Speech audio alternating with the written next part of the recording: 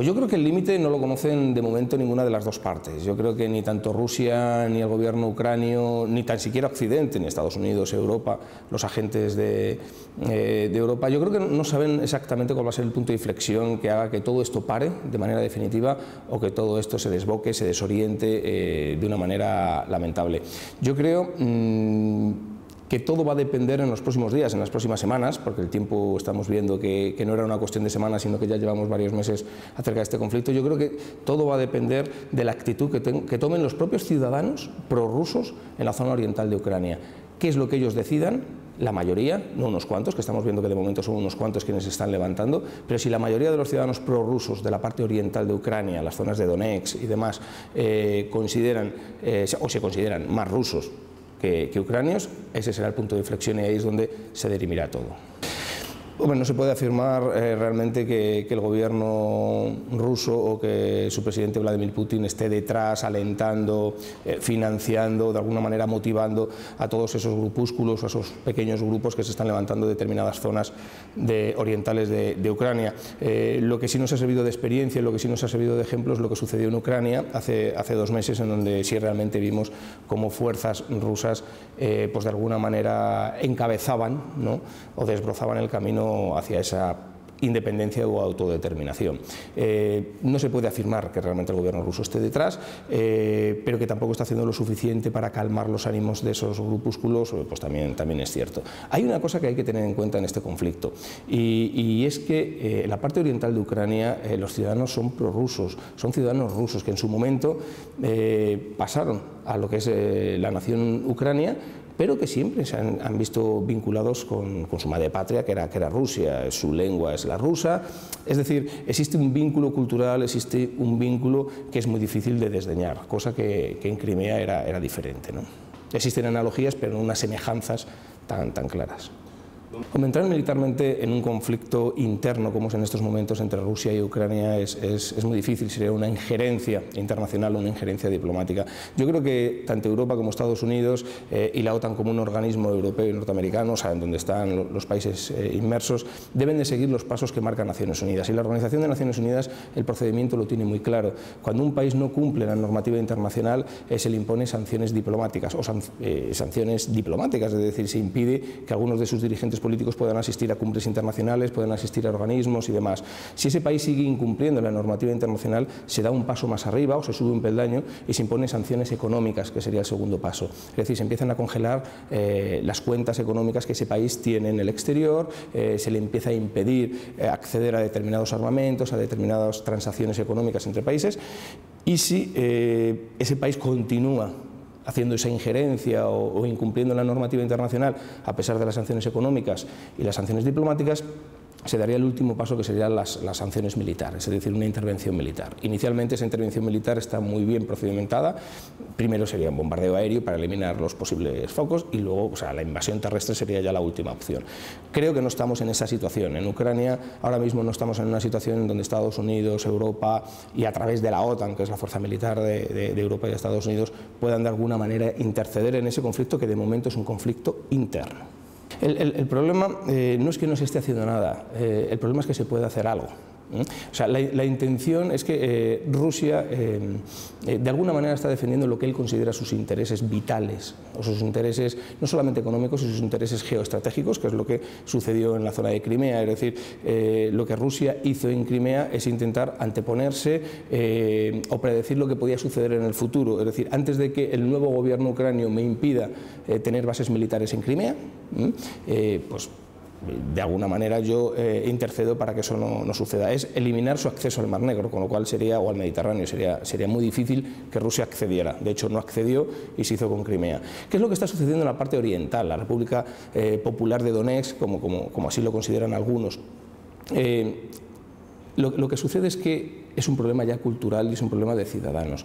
Muchos de los ciudadanos de esa parte oriental de Crimea, Ucrania es un país que está dividido Es como un país dividido en dos países, podríamos decir, en dos grandes territorios. La parte occidental, que es muy pro-occidental, que es muy europea, pro-europea, de hecho quieren acceder a la Unión Europea, y las primeras manifestaciones y las protestas eran porque ellos querían acceder dentro de la Unión Europea.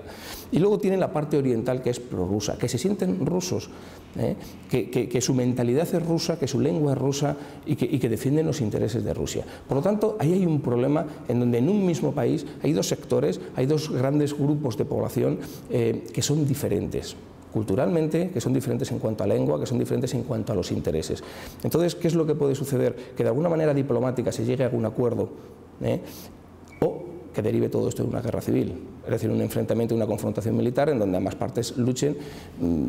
Deberíamos intentar que eso se dirima por medio de la palabra, por medio de la diplomacia y por medio de los acuerdos internacionales. Lo veo en estos momentos muy difícil que Ucrania vuelva a ser la Ucrania que conocimos hace 3 meses, porque la situación se ha derivado hacia un camino en donde yo creo que no existe vuelta atrás. Es decir, no podemos volver al status quo inicial por todo lo que ha sucedido, es decir, no podemos cerrar los ojos y no prestar atención a lo que ha sucedido en los últimos meses porque ha cambiado toda la situación del país, ha cambiado no solamente políticamente, sino socialmente. Y los principales problemas vienen a ser sociales, casi siempre, cuando los ciudadanos se levantan y cuando los ciudadanos hablan.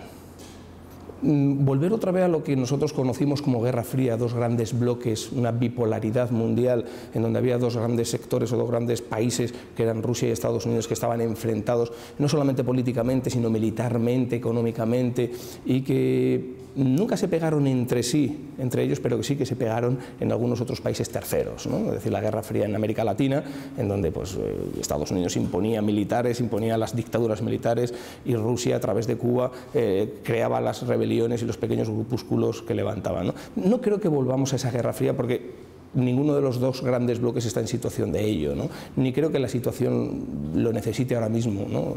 Rusia lo que está intentando es defender lo que considera sus propios intereses. Rusia ha visto o ha vivido una decadencia en las últimas décadas muy grande. Rusia ha sido un imperio, ha sido uno de los grandes bloques y ha visto cómo se le ha ido desmoronando todo. Económicamente no es la Rusia que era antes, militarmente ni por asomo viene a ser ese ejército o ese país que amedrentaba o que al mismo tiempo generaba la teoría de la disuasión. Hay muchísimos países por encima de Rusia militarmente hoy en día, como por ejemplo China, como por ejemplo India, podemos decir incluso Japón. Es decir, Rusia sí tiene un armamento militar y nuclear muy fuerte, pero en donde su logística todavía está muy deteriorada, ¿no? ¿Volver a la Guerra Fría? No, está defendiendo lo que ellos consideran suyos y Estados Unidos y Occidente está intentando, iba a decir zarpazos, no son zarpazos, simplemente son toques de atención, es decir, no me toques lo mío, porque yo llevo muchos años sin tocar lo tuyo. Yo no veo una Ucrania entera rusa, lo que sí veo es la parte oriental de Ucrania prorrusa. No creo que pasen a la Federación Rusa, como ha pasado con Crimea, pero lo que sí yo no veo es la Ucrania que nosotros conocíamos hace 3 meses. No creo que esa Ucrania con esas fronteras, con esas ciudades y con esa armonía social que existía o de respeto social que existía entre ambas comunidades, la occidental y la oriental, creo que vuelva otra vez a suceder. Veo una parte de Ucrania prorrusa que es la parte oriental. Yo creo que aquí no hay malos y fíjate, yo creo que el señor Vladimir Putin, independientemente de muchas de las cosas que ha hecho, por ejemplo la invasión de Osetia del Sur también para defender a los ciudadanos que ellos consideraban rusos, que de hecho son rusos, contra la invasión de Georgia, ¿no? que se está diciendo estos últimos días que existe una analogía entre lo que está pasando en la parte oriental de Ucrania con lo que sucedió en Osetia del Sur hace un tiempo, ¿no? Occidente, Estados Unidos, Europa, ha ido poco a poco limando los intereses de Rusia y poco a poco ha ido pasando esas fronteras límite que en su momento quedaron delimitadas. Países del norte de Europa como Estonia, Lituania, Letonia pasaron a la Unión Europea y no solamente pasaron a la Unión Europea, sino que pasaron a la OTAN, a la Organización del Atlántico Norte, cuando era una parte estratégica de Rusia. Por el sur lo mismo, Francia intenta que Osetia del Sur sea prooccidental y el gobierno de Georgia, Rusia mira para otro lado, Ucrania, que era uno de los grandes países aliados de Rusia, se viene abajo el gobierno de Yanukovych y hay un gobierno pro-occidental, ¿no? apoyado por la Unión Europea. Entonces, ¿qué es lo que hace el señor Vladimir Putin? intentar defender lo que él considera suyo. Es decir, está viendo que por ambos flancos, tanto por el norte como por el centro como por el sur, la Unión Europea y Occidente están entrando y están limando algunos de sus intereses, y yo creo que simplemente se ha puesto de frente, se ha puesto de pie y ha dicho hasta aquí, ¿no?